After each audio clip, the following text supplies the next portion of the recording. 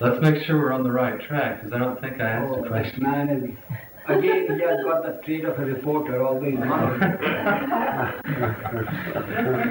What is it?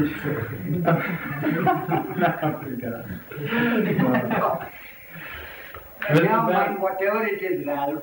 Yeah, Go ahead, I remember. You wanted me to remind you too. Yes, I remember what you had asked me. You see. Okay. I know it very well. Let us hope that it answers your query. So, it so happened now, let us digress and forget about all questions and answers. A drama that is enacted before Baba, in real life, mind you. We are bringing home back this drama here. One day, in Dehradun, north of India, Baba was all by himself on a veranda of the place where he was living, staying. It was time for supper for the Mandali. So, Baba had sent away the Mandali to go and have the supper. It was dusk time. And somebody has to be by Baba's side. So, Baba had kept me by his side. He said, keep him, just be by his side. So I was sitting there, and Baba was on his chair. And he remained seated there. It was unusual. All of a sudden there comes in the compound and gradually walks towards Baba, a lady. And she falls at the feet of Baba there and says, "Oh Baba, I have come to you for a request. I implore you to help me."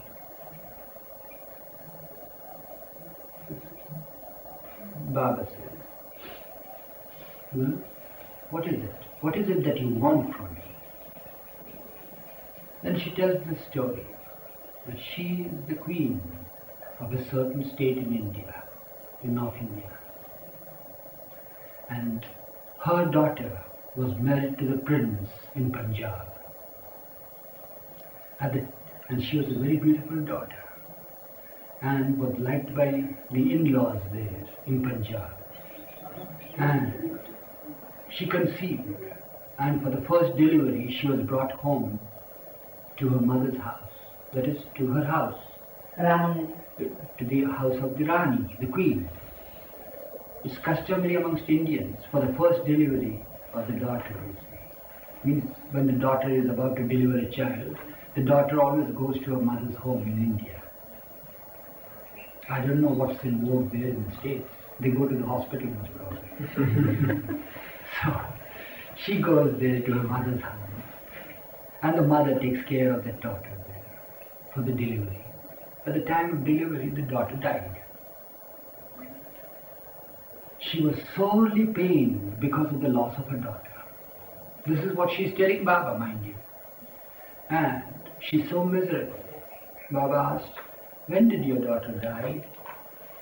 Baba, "It's now 6 months. 6 months? Yes, go on with your story." So she died.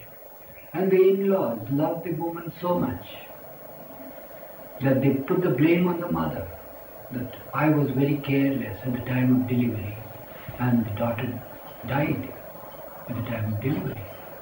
Means her own daughter died. It's not possible for me to be careless, Baba, for my daughter, because she was my own daughter. She was very beautiful, very young. Her first delivery was there. I took all pains and trouble and attended to her, but she died. And I love her very much.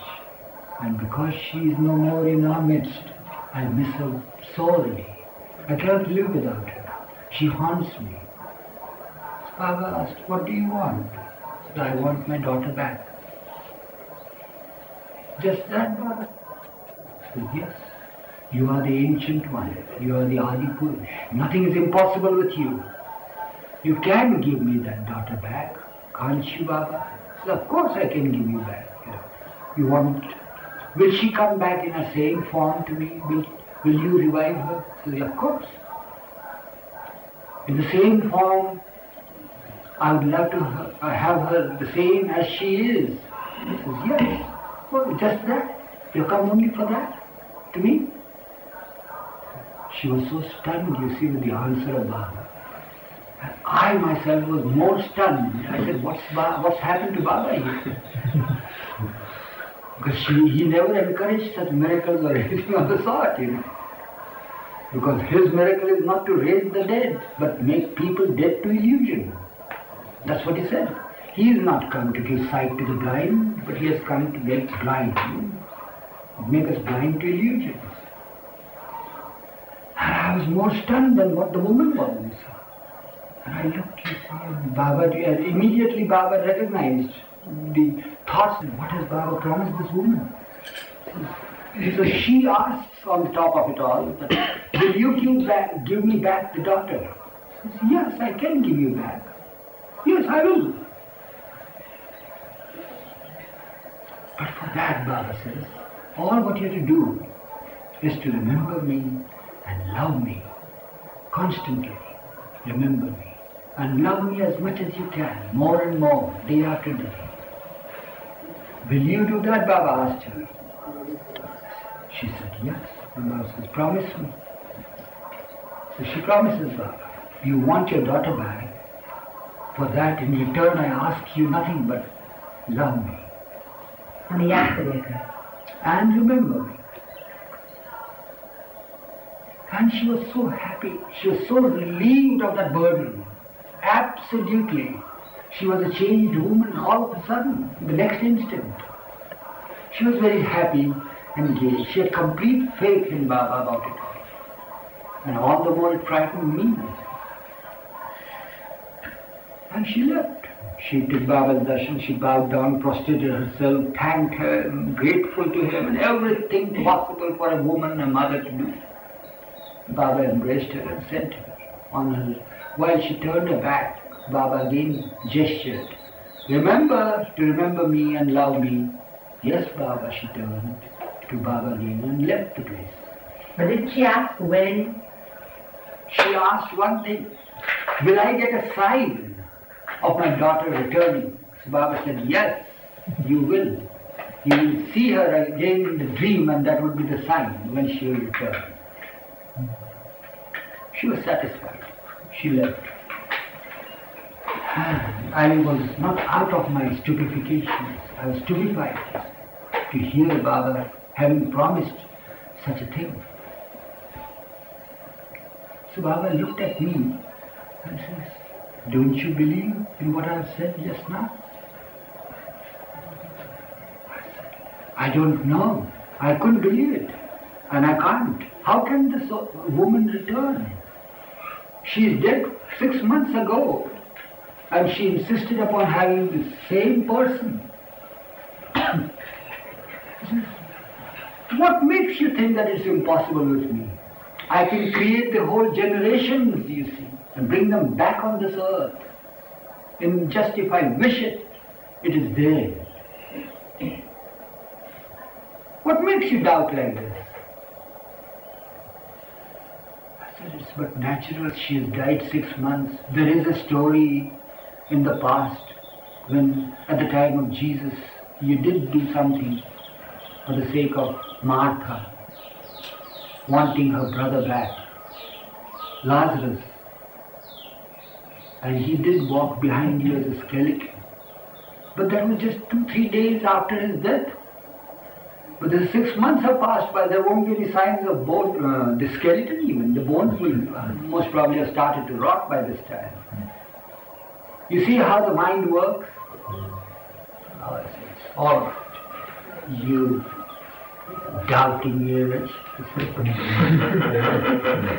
And he just kept quiet. Well, I was just stunned, you see.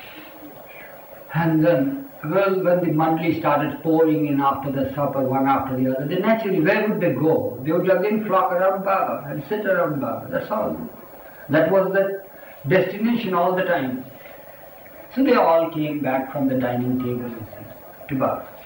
It was not a dining table, I should call it. It was from the dining floor. Because we always used to sit on the floor and eat. So they came back, and then he had a very good time with the people there around him. And he pointed at me and says, look, something has happened just now while you all were absent. So he told me to narrate the whole story again. So I very vividly brought back the whole picture, emphasizing the fact that the woman wanted her back in flesh and blood. The same stone, bony structure of hers and all that. You see, I put in more emphasis on that. And then it so happened that, well, Baba asked the elders of the Mandali, who were old enough, like Kekobad was there, Kekobad, Pengu and others. They were older than what I was, how I was. He says, do you believe in this Kekobad? He says, of course, there's nothing impossible with you, Baba. You can do that. Do you believe it? All said, yes, we believe. So this is the only one who believes. Well, I must say that. I must confess. And I am still, you see, the doubting Thomas in all these miracles, you see. But I know one thing, I'm convinced about it, that nothing is impossible with him.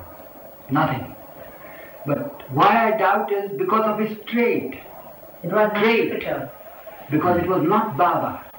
It is not because he cannot do it, but because he wouldn't be Baba if he had done it.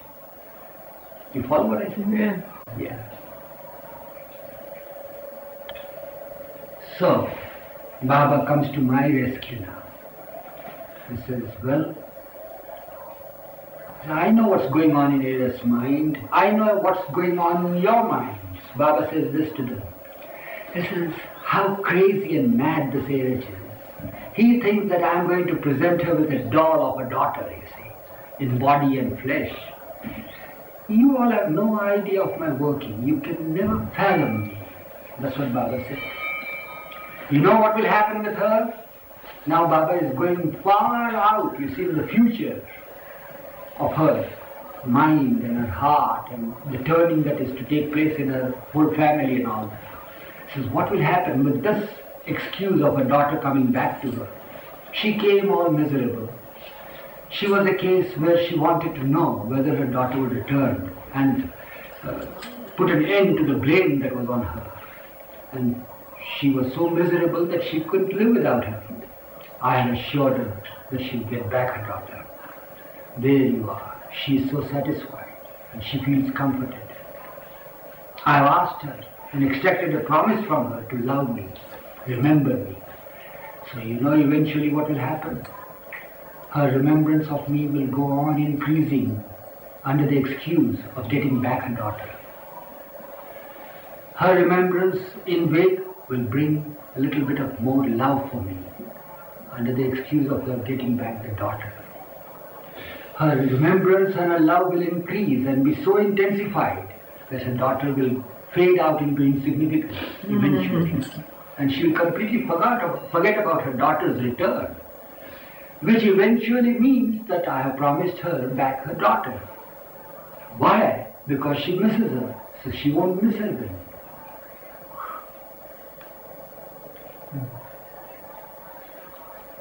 So, I have killed so many birds with one little pebble, Baba said. And that's how her daughter will come back to her, because she won't miss her. Because her love will be so intensified for me, through her remembrance, constant remembrance. But the excuse is getting back her daughter. Well, it satisfied me totally, because it was to my liking. That is how I was very proud of my Baba being that, you see. If he had created her again and brought her back in this human flesh and all that, it wouldn't have pleased me at all. I said, well, he's a master psychologist. I felt very proud about it. And the others also felt, yes, that's a good way. They felt that, because in any case, they didn't care whether the daughter was brought or was not brought, you see. But, well, it so happened, years passed by. The lady is still alive, mind you. She comes every time for her anniversary, even after Baba dropped the body. Yes, she does come. So, once it so happened that she came at the time of when Baba gave some darshan or something. Years had passed by. We used to see her frequently. And every time that she would come to Baba, Baba would remind her about her love for him, about her remembrance for him, of him and all that. And Baba would say that, remember, I have promised you, you'll get back your daughter. Yeah. And did you see her in a dream? No, Baba. So remember, when you see her in the dream, you'll get back your daughter. So that is the sign. And once I said it will be so, Baba always assured her. Years passed by again. Every time he would remind her like that. She does see her daughter in the dream. And next time when she came, you see, she said, I have seen my daughter in the dream. Baba said, that's the sure sign that your daughter will be back. Just then at that time, you see, something happened to her, some experience, that she really fell in love with Baba. And she loved Baba so much. Well, we didn't know anything about it. She left. Well, I was wondering what's going to happen next. After a year, another opportunity came for her. And I asked, did he sign up your daughter? He says, now don't play with me. I don't care for her. I have my Baba with me. Yeah, Baba of course gave her the physical touch. He said, I'm now in the mood for giving whatever you ask or whatever anyone asks. That's the way you'd related it. They were all in the small hall in the... Yeah. Which do you want, your daughter or me? So she put out. Yeah. So then what happened is that she came to Baba. And when she came to Baba, of course before coming to Baba, I had an opportunity to talk to her. Then she came, and then Baba again was very radiant and with all his smile and all that. So she bows down to Baba and all that. She says, well, how are you? I said, Baba, I'm very happy.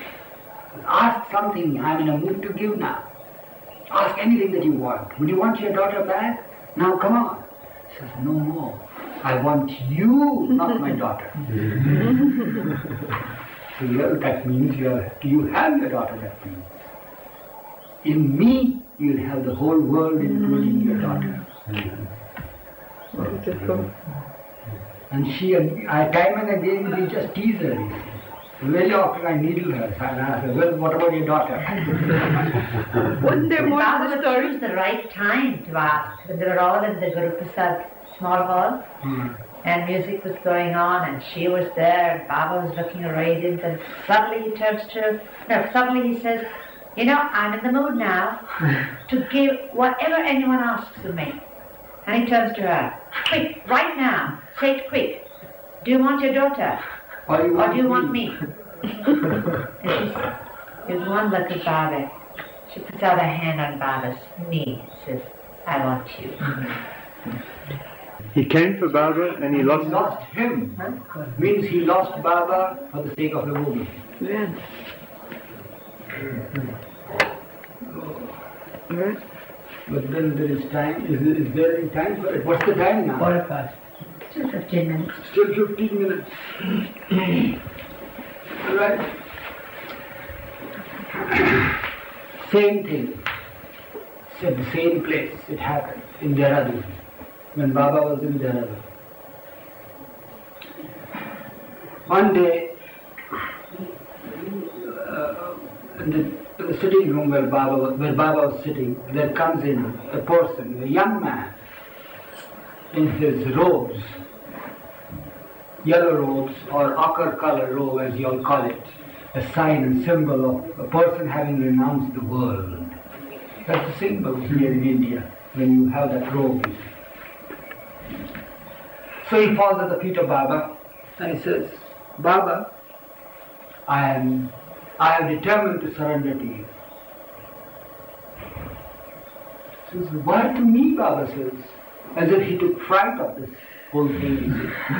Well, there are so many here in the Himalayan regions, you see. You are from Dehradun? He says, yes, I was a professor in DAV College in Dehradun, in English. He says, then why do you want to surrender to me? There are so many here, sadhus and saints and masters over here. Why didn't you do that? I am not from this region. I am from Bombay. Why do you want to come to me? He says, don't disguise yourself before your lovers. I love you. I surrender to you. I know who you are. Then of course Baba changes the mood and says, I am very pleased. Very rarely people come to me asking for me. There are people who come for the worldly gains, to have a wife, to have children, to have jobs, to have this and to have that. But very rarely somebody comes like you, wanting me. You want to surrender to me? Says, yes, Baba, I'm determined. So Baba said, well, it's not a joke. You'll have to obey me if you want to stay by my side. He said, I want to be by your side. I want to live with you like these people who are living. He says, it's not a joke. It needs great daring on your part to say this thing. Are you determined? You'll have to obey me implicitly. He says, I am determined. I am resolved to obey you. I am resolved. In spite of it, Baba says, don't be in such great haste and hurry about it. I'll give you some time. Go outside, ponder over this whole situation, over this whole issue, you see. You should know what you're doing. He says, I'm determined, Baba. He says, never mind, in spite of it, you go out. Think over it and come back after 15 minutes. And then Baba again resumed his talk, the informal chat with the Mandalis.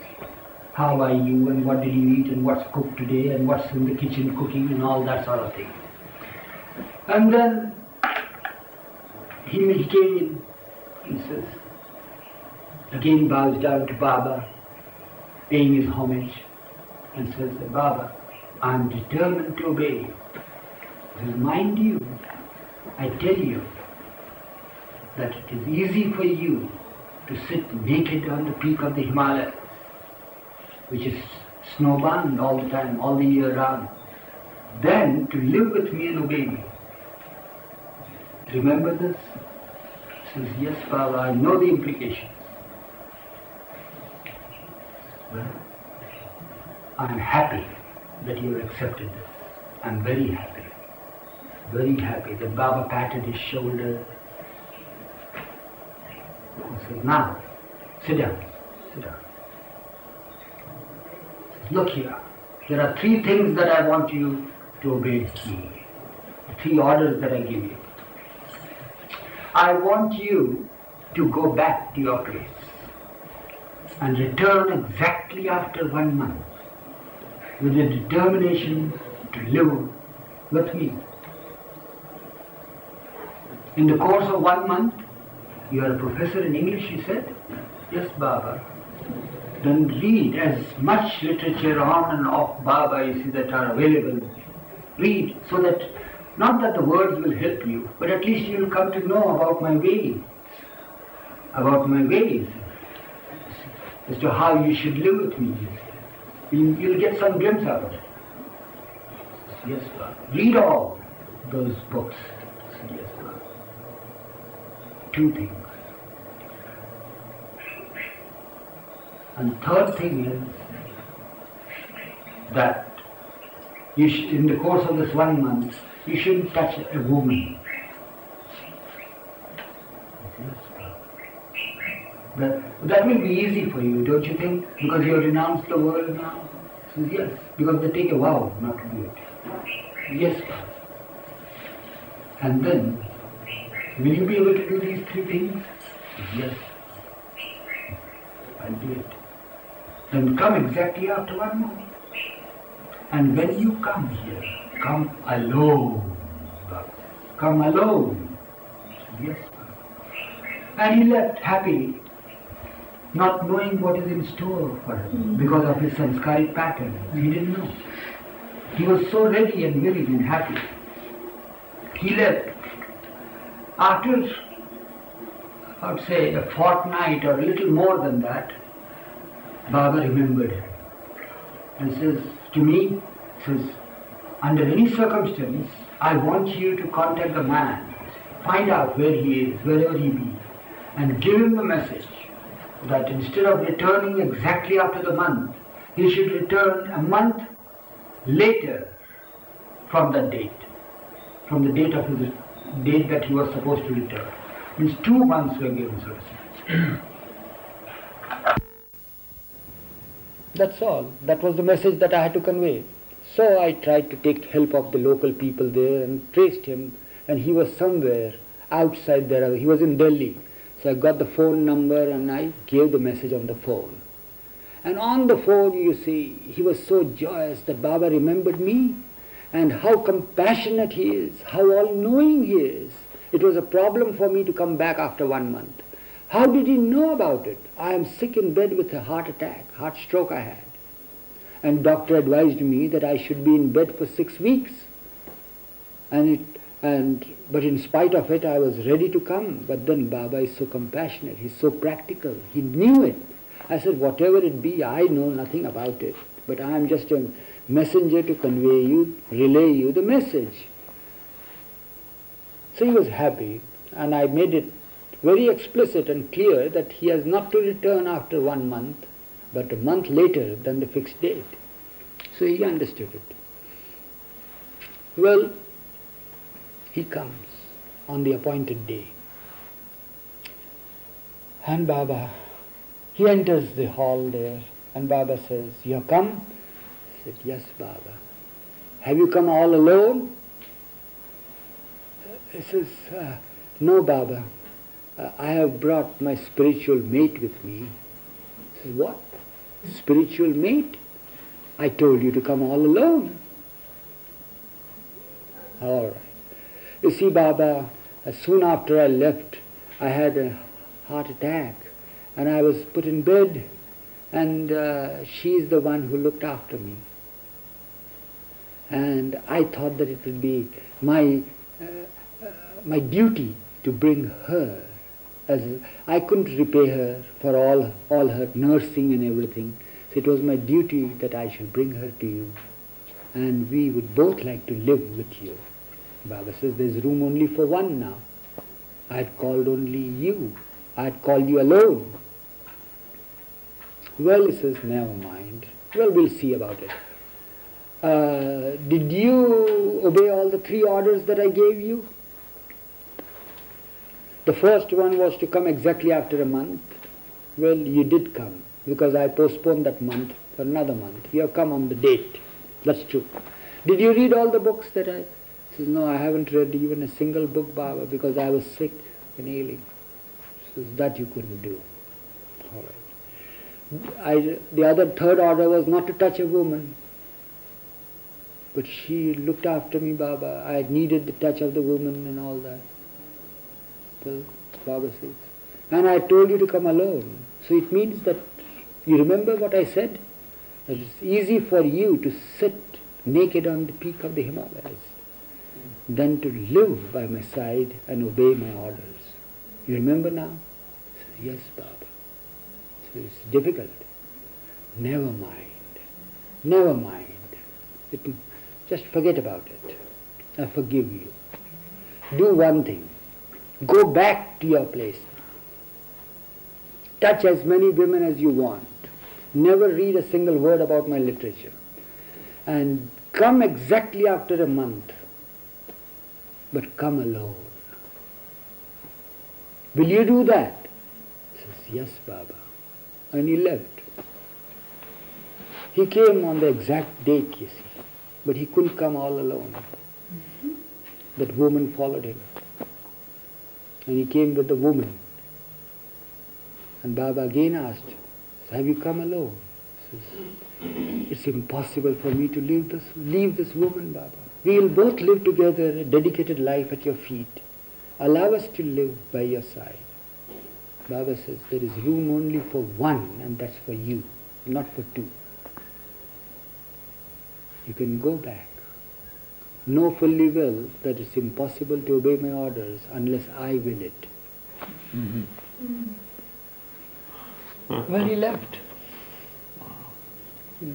And not only did he leave, but years later on, I received a journal edited by him, published by him, from Canada, where he had become the perfect master and had a band of his disciples and followers there. And in the journal and the articles, so many paragraphs, and even one whole chapter was included from Baba's discourses, as if it were his own. His own, as if it were He's still there? as if it were his own, you see, the professors, huh? He's still in Canada? I don't know, this happened I think about 10 years ago. Only once I received that, and accidentally, he didn't send me, but somebody from Canada had come and says, here is somebody who has opened an ashram and had met him, that man met him and says he had met Meher Baba. So do you know? I said, yes, of course I know him. Yeah, his name was Premananda. Was what? Premananda. Premananda. Yes. So this is how it happens. A woman comes to Baba wanting her daughter and gets Baba. A man comes wanting Baba and gets the woman. But could they have gotten married and lived in These are unfathomable ways of the God-man, how he works.